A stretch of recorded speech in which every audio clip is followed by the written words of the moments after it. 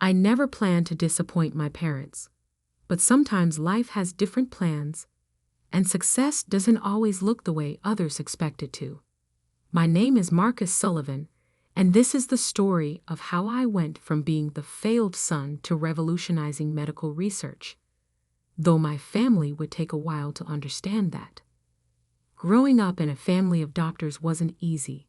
My father, Dr. James Sullivan, was chief of surgery at Boston General. My mother, Dr. Elizabeth Sullivan, ran a thriving private practice, and my sister Katherine, perfect, brilliant Katherine, was following directly in their footsteps, already in her residency at Mass General at just 27. Then there was me, the youngest, the one who was supposed to complete the family legacy. The Sullivans have been doctors for 4 generations, Dad would remind me constantly, usually while showing visitors the wall of medical degrees in his study. Your great-grandfather started the tradition, and every Sullivan since has carried it forward. I still remember the day I got my acceptance letter to Harvard Medical School. Dad actually cried, the only time I'd ever seen tears in his eyes. Mom threw an elaborate dinner party, inviting all their colleagues to celebrate. Our son, following the family tradition, she'd said proudly, raising her glass in a toast. For 2 years, I tried.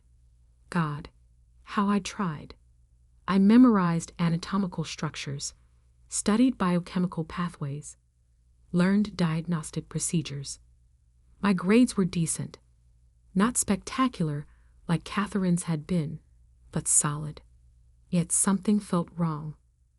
While other students lit up during clinical rotations, excited to interact with patients, I found myself fascinated by the research happening behind the scenes. The labs called to me. The experiments, the data analysis, the pursuit of new treatments. That's where I felt alive. During my 2nd year, I started spending extra time in the research labs, volunteering to help with ongoing studies. Dr. Marcus Whitman, the head of research, noticed my enthusiasm. "You have a gift for this," he told me one evening as I analyzed data from his latest drug trial.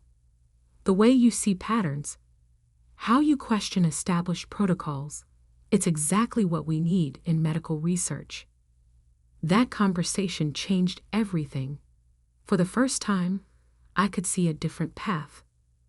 One that still helped people, still advanced medicine, but in a way that actually excited me. When I told my parents I was leaving medical school to pursue a PhD in medical research, you'd have thought I'd announced I was becoming a street performer. Research? Dad spat the word like it tasted bad. That's what people do when they can't handle real medicine. Think about what you're throwing away, Mom pleaded. All that hard work, the family legacy. Katherine just shook her head, that familiar look of superiority on her face. I always knew you didn't have what it takes. But I'd made my decision. I withdrew from medical school and enrolled in Stanford's PhD program in medical research and drug development. My parents didn't speak to me for 6 months. The next 3 years were a blur of work and isolation. While my family attended medical galas and society functions without me, I buried myself in research. My doctoral thesis focused on developing an AI-driven approach to drug discovery, using machine learning to predict how compounds would interact with specific disease pathways. Dr. Whitman, who'd become my mentor, helped me secure grants and connections. "What you're doing could change how we develop new treatments," he'd say, reviewing my latest results. "Don't let anyone tell you this isn't real medicine." I missed my family, but every attempt at reconciliation hit a wall. Dad would hang up if I mentioned my research. Mom would try to convince me it wasn't too late to return to medical school. Katherine just stopped acknowledging my existence altogether. Then came the breakthrough. Using my AI system, we identified a novel compound that showed remarkable promise in treating an aggressive form of leukemia. The preliminary results were stunning: 89% effectiveness in laboratory trials, with minimal side effects. Pharmaceutical companies started calling. Research journals wanted to publish our findings. The medical community was buzzing about the Sullivan protocol, though my family remained conspicuously silent. Dr. Whitman called me into his office one October morning, practically bouncing with excitement. "They're creating a new position," he said, sliding a document across his desk. "Head of Research and Drug Development, overseeing all research projects at Boston General and its affiliated hospitals. The board unanimously voted to offer it to you." I stared at the offer letter, my heart pounding. This was bigger than I'd ever dreamed, and at Boston General, my father's hospital. "There's more," Dr. Whitman continued, his eyes twinkling. "The announcement will be made at the hospital's annual Christmas Gala. Rather fitting, don't you think?" The Gala, the biggest event of the hospital's social calendar, where my family would be holding court, as they did every year. "They don't know it's you yet," he added. "The board wanted to keep it quiet until the announcement. Only the hospital chief and I know." I thought about declining, about taking one of the other offers I'd received, but something in me wanted this. Wanted to prove that my path was just as valid, just as important as the one they'd chosen for me. The weeks leading up to the gala were surreal. I knew my family would be there. They never missed it. Dad would be expecting to hold his usual place of honor at the main table. Mom would be showing off Katherine's latest achievements. And I would be changing everything. 2 days before the gala, Mom called, the first time in months. "Your father and I have been talking," she said, her voice carefully controlled. "We think it's time you came home for Christmas. Katherine's being considered for chief resident, and the family should be together to celebrate." I could hear what she wasn't saying. Come home, admit your mistake, be properly contrite about your failure. "Of course," I replied, struggling to keep my voice steady. "I'll be there." The night of the gala arrived cold and clear, snowflakes drifting past the hospital's grand entrance. I arrived early, as Dr. Whitman had instructed, and waited in his office while guests filled the ballroom. Through the office window, I could see my family arriving. Dad in his perfectly tailored tuxedo, Mom elegant in burgundy silk, Katherine practically glowing in a designer gown. They moved through the crowd like royalty, accepting congratulations on Katherine's latest achievement. At precisely 8 p.m., Dr. Whitman appeared at my door. "Ready?" I straightened my tie, checked my reflection one last time. "Ready." We walked toward the ballroom, where I could hear the hospital chief, Dr. Harrison, beginning his speech. "And now, it gives me great pleasure to announce an exciting new chapter in Boston General's commitment to medical excellence." I paused just outside the doorway, heart thundering in my chest. "Please join me in welcoming our new head of research and drug development, the brilliant mind behind the Sullivan protocol." I stepped into the room, Dr. Whitman beside me.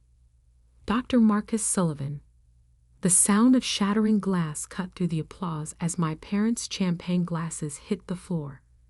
Katherine's perfect smile froze, then cracked.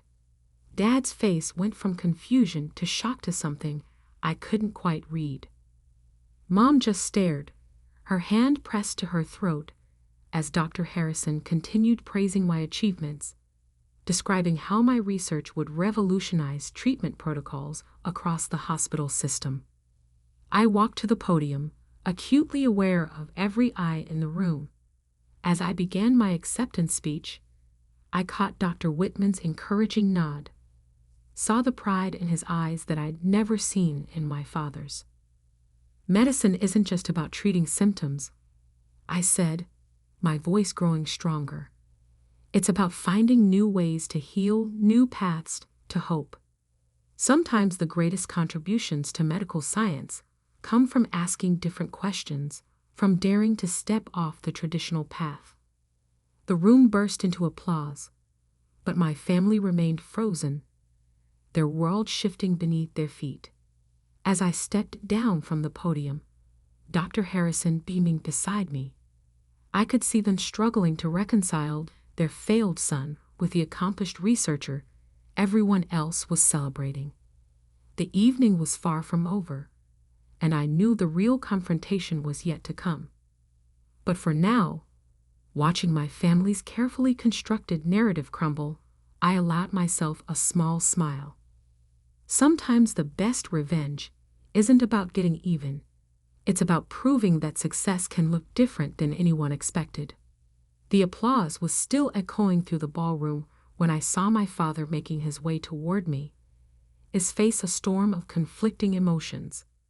But before he could reach me, Dr. Harrison swept me away to meet the board members, leaving my family stranded in their shock. "Marcus, my boy," Dr. Harrison beamed, "let me introduce you to our major donors. They're particularly interested in your AI-driven drug discovery platform." For the next hour, I moved through the crowd, shaking hands, explaining my research, accepting congratulations. From the corner of my eye, I could see my family huddled together, whispering furiously. Katherine kept glancing at me, her perfect composure cracking every time someone mentioned my name with reverence. "Your protocol could revolutionize cancer treatment," one board member gushed. "To think, we'll be the first hospital system to implement it." "The Sullivan protocol," another added. "Though I must say, we had no idea you were related to James. He never mentioned." "Did he not?" I smiled politely. How surprising. The irony wasn't lost on anyone within earshot. My father, who never missed an opportunity to brag about Katherine's achievements, had kept his own son's groundbreaking research a secret. Now that secret was making headlines in the medical community. Finally, as the crowd thinned, my father made his move. He approached with Mom and Katherine in tow, their faces carefully composed for their audience. "Marcus," he said stiffly, "we should talk. Privately." Dr. Whitman, who hadn't left my side all evening, stepped closer. "Actually, Marcus has a press conference in 20 minutes. Perhaps later?" The look on my father's face was priceless. For the first time in his life, he wasn't the most important doctor in the room. "Press conference?" Katherine blurted, her voice sharp with disbelief. "Of course," Dr. Whitman replied smoothly. "The Sullivan protocol is big news. Every major medical journal wants details." Mom's hand tightened on her clutch. "The Sullivan protocol?" "Oh yes," Dr. Harrison joined in, practically glowing. "Named after your son, of course. Though I'm surprised you haven't read about it. It's been the talk of the medical community for months." The press conference was held in the hospital's main auditorium. I watched my family slip into the back row as I took the podium, surrounded by journalists and cameras. For the next hour, I explained my research, answered questions, and outlined how the protocol would be implemented across the hospital system. "Dr. Sullivan," one reporter asked, "your approach to drug discovery is being called revolutionary. What inspired you to take such an innovative path?" I could feel my family's eyes boring into me as I answered. Sometimes the greatest medical breakthroughs come from being willing to question traditional approaches.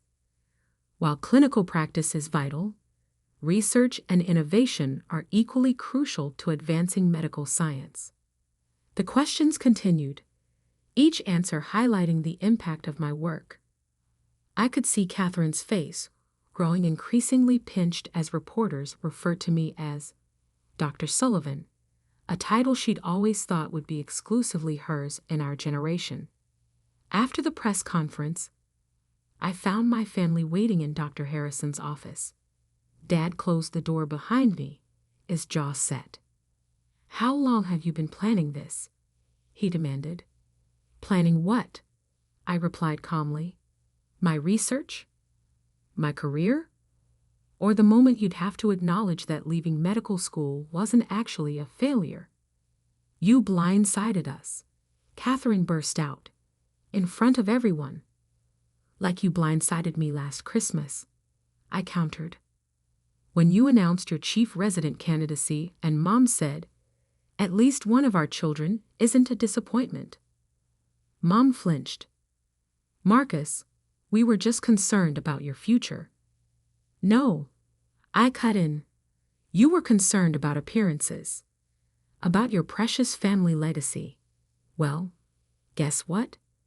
I've secured that legacy, just not in the way you planned." I pulled out my phone and pulled up an email. This came in during the press conference. The Sullivan Protocol is being adopted by 3 major hospital systems across the country. There's talk of a Nobel nomination in a few years. Dad sank into a chair, looking suddenly old. "Why didn't you tell us?" "I tried. For 3 years, I tried to tell you about my research. You didn't want to hear it. You didn't attend my PhD defense, didn't read any of my published papers, didn't return my calls when the first trials seceded. We thought," Mom began.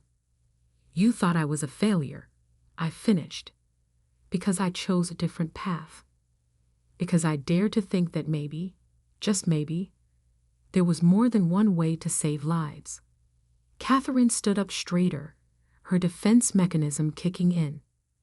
"Well, you could have handled this more professionally, springing it on us at the Gala, like you're handling your chief resident application professionally," I asked mildly.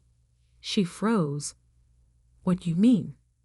I smiled, remembering Dr. Whitman's words from earlier.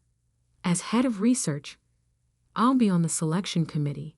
Interesting timing, isn't it?" The color drained from her face as the implications sank in. Our parents looked between us, suddenly realizing the power dynamics had shifted dramatically. "You wouldn't," Katherine whispered. "Wouldn't what?" "Judge candidates fairly, based on their merits rather than family connections." "That's exactly what I'll do." I moved toward the door. "Now, if you'll excuse me, I have a department to run." "Marcus, wait," Dad called out. "What about Christmas?" I turned back, hand on the doorknob. "What about it?" "I believe I was told there's no place for failures at the Sullivan Christmas table." "We were wrong," Mom said quietly, tears in her eyes. "So wrong." "Yes, you were." I opened the door. "But don't worry. I'll be celebrating at the hospital's Christmas party instead. As guest of honor, I really shouldn't miss it."